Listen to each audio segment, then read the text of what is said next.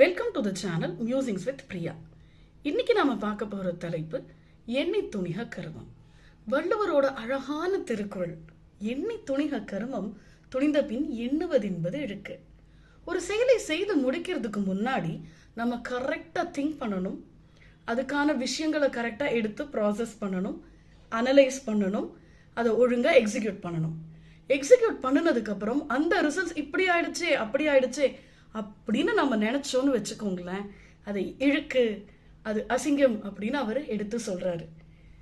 ஏன் சொல்றாரு அப்படின்னு நம்ம ஆராய்ச்சி பண்ணி பார்த்தோம் அப்படின்னா, நிறைய பேர் ஒரு விஷயத்த செஞ்சு முடிக்கிறதுக்கு முன்னாடி பதட்டத்துல செய்வாங்க. கரெக்டா அந்த விஷயத்த அனலைஸ் பண்ணாம செய்வாங்க. யாரோ ஒருத்தர் அவங்களுக்கு சொல்லி கொடுத்த விஷயத்தினால இன்ஃப்ளூயன்ஸ் ஆகி செய்வாங்க. இல்லையா, ஒரு போட்டி பொறாமையில இவனுக்கு நான் செஞ்சு காட்டுறேன் அப்படின்னு ஒரு வைராகியத்துல, ஒரு கோபத்துல அப்படி ஒரு விஷயத்த செஞ்சு முடிச்சிருவாங்க. அப்படி செஞ்சு முடிச்சா என்ன ஆகும் தெரியுமா? கரெக்ட், பதறிய காரியம் சிதறும். உங்க லைஃப்ல நிறைய விஷயங்களை நீங்க கடந்து போயிருப்பீங்க.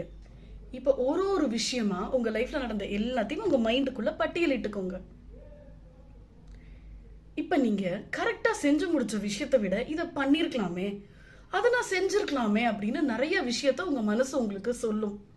இதை இப்படி மாத்தி செஞ்சிருந்தா எனக்கு அந்த ரிசல்ட்ஸ் இப்படி வந்திருக்கும் அப்படின்னு நாம பல விஷயங்களை நாம நினைச்சு பார்க்கறது உண்டு.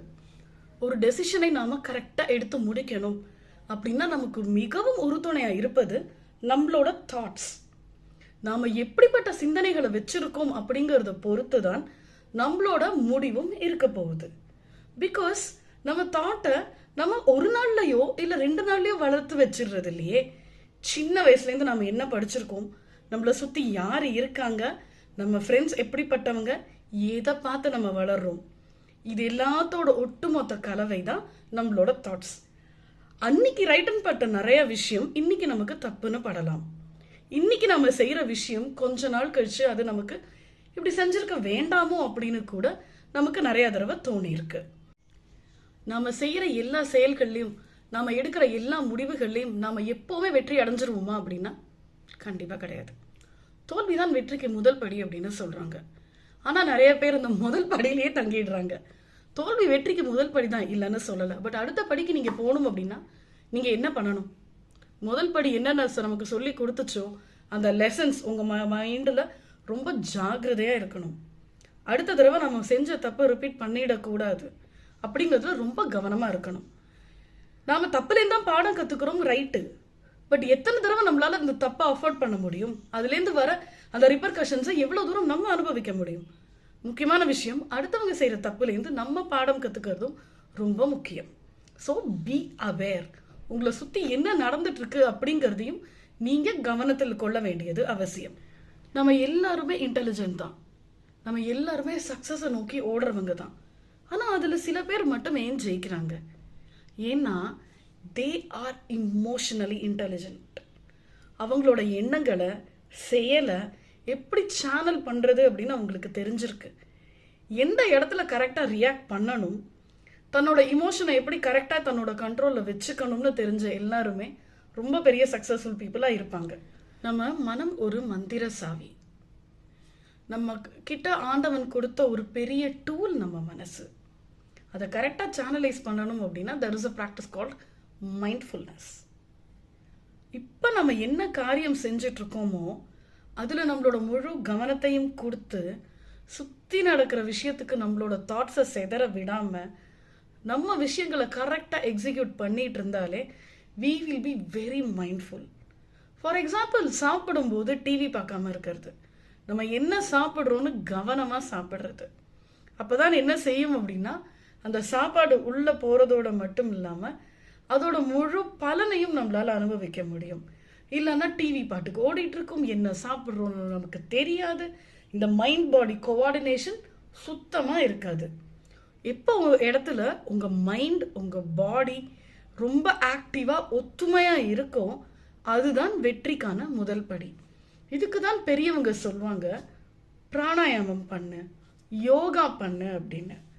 அப்படி நம்ம தியானம் பண்ணும்போதோ இறைவனை வழிபடும் போதோ நம்மளையே அறியாம ஒரு அருமையான ஒரு பிராக்டிஸ்க்கு நம்ம போயிடுறோம். நம்ம மைண்டை ஒருநிலைப்படுத்த ஆரம்பிச்சிடுறோம். அப்போ ஆட்டோமேட்டிக்கா என்ன ஆகுது, அது நம்ம தாட்டை வளர்க்கறதுக்கு ஹெல்ப் பண்ணுது. அந்த தாட்டை வச்சு நம்ம ஒரு ஸ்ட்ரக்சர்டு டெசிஷனுக்கு நம்மளால போக முடியுது. டைரி எழுதுறதும் ஜேர்னலிங் பண்றதும் உங்களோட தாட் ப்ராசஸை கரெக்டாக ஸ்ட்ரக்சர் பண்றதுக்கு உதவும் அப்படின்னா ரொம்ப ஆச்சரியமா இருக்குதானே? நிறைய கவனிச்சு பாருங்க, போன தலைமுறை மக்கள் கிட்ட அன்னைக்கு என்ன நடந்தது அப்படின்னு அந்த டைரியில அழகா எழுதி வச்சுப்பாங்க. இன்னைக்கு நிறைய பேர்கிட்ட இருக்கிற இன்னொரு ப்ராக்டிஸ் கிராட்டிடியூட் எழுதுறது. ஒரு நாள் முடியும் போது இந்த நாளைக்காக கடவுளே, இந்த பிரபஞ்சமே உனக்கு நான் நன்றி சொல்றேன் அப்படின்னு அந்த நாளில் நடந்த முக்கியமான விஷயங்களை எழுதி வச்சுப்பாங்க.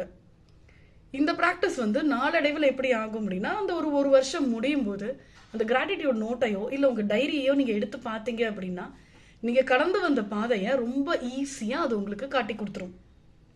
இதனால என்ன நடக்கும் அப்படின்னு நீங்கள் நினைக்கலாம். உங்களோட பாதை கரெக்டாக இருக்குது அப்படின்னா நீங்கள் அடுத்து செய்ய வேண்டியது என்ன அப்படின்னு உங்களுக்கு புரிஞ்சிடும். அப்போ உங்கள் பயணம், வாழ்க்கை பயணம் ரொம்ப ஈஸியாகவும் ஸ்ட்ரக்சர்டாகவும் சூப்பராக அமைய வாய்ப்பு இருக்கு. Pause, reflect, predict and decide. ஒரு 4 ஸ்டெப்பு சொல்கிறாங்க. நீங்கள் கரெக்டாக டெசிஷன் எடுத்ததுக்கும், எடுத்த டெசிஷன் தப்பாக போனால் அதை திருப்பி சரி பண்ணுறதுக்கும். எவ்வளவு கஷ்டமோ, எவ்வளவு கன்ஃபியூஷனோ, ஒரு குட்டி பாஸ் கொடுங்க. குட்டி பாஸ்னா ஒரு 5 நிமிஷம் தியானம் பண்ணுறதா இருக்கட்டும். உங்களுக்கு ரொம்ப ஸ்ட்ரெஸ்ஃபுல்லாக இருக்குது அப்படின்னா ஒரு வார இறுதி நாளில் சந்தோஷமாக நீங்கள் ஒரு குட்டி ட்ரிப் போயிட்டு உங்களை ரெஜுவனேட் பண்ணுறதா இருக்கட்டும். என்ன மாதிரி பாஸ் தேவை அப்படின்னு நீங்கள் இருக்கிற சிச்சுவேஷனும் உங்களோட லைஃபும் தான் முடிவு பண்ணும். அடுத்து ரிஃப்ளெக்ட். நீங்கள் என்ன பண்ணிட்டு இருக்கீங்களோ, என்ன நீங்கள் கற்றுக்குறீங்களோ, என்ன நீங்கள் ப்ராக்டிஸ் பண்ணுறீங்களோ, அது நீங்கள் செய்கிற செயலில் அது கரெக்டாக வருதான்னு பாருங்கள். ஃபார் எக்ஸாம்பிள், நல்ல தியானம் பண்ணுறீங்க அப்படின்னா உங்கள் மைண்டு காமாக இருக்கணும். புது டெக்னாலஜி எடுத்து படிக்கிறீங்க அப்படின்னா நீங்கள் செய்கிற ஒர்க்கில் அது ரிஃப்ளெக்ட் ஆகணும். ரொம்ப பாசமானவங்க நீங்கள் அப்படின்னா உங்கள் ஃபேமிலியில் பாண்டிங் ஜாஸ்தி ஆகணும். இப்படி நம்ம என்ன செயல் செய்கிறோமோ அது நம்ம குடும்பத்திலேயோ இல்லை நம்ம வேலையிலையோ வாழ்க்கையிலையோ ரிஃப்ளெக்ட் ஆகுதான்னு பாருங்கள். நீங்கள் இன்னைக்கு எடுக்கிற டெசிஷன் அது உங்களோட நாளைய வெற்றிக்கான முதல் படி.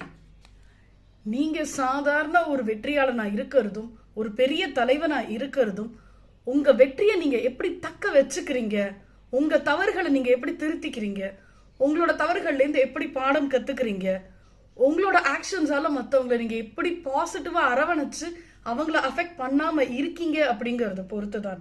ஏன்னா உலகம் உங்களை உற்று நோக்கி கொண்டிருக்கிறது. உங்களின் ஒவ்வொரு செயலும் யாரோ ஒருவர் கூர்ந்து கவனித்து கொண்டிருக்கிறார். நீங்கள் நினைக்கலாம், என்னை யாருமே பார்க்கல, என்னை யாருமே மானிட்டர் பண்ணலன்னு. ஐ எம் சாரி, செவுத்துக்கும் காது இருக்கு. உங்களை சுற்றி இருக்கிற எல்லாரும் உங்களை ஏதோ ஒரு விதத்தில் நீங்கள் என்ன பண்ண போறீங்க அப்படிங்கிறத கவனித்து கொண்டுதான் இருக்கிறார்கள். நீங்கள் உதாரணமாக மாறிவிடுங்கள். இது போன்ற மேலும் அழகான கருத்துக்களுடன் உங்களை சந்திப்பது உங்கள் பிரியமுள்ள பிரியா.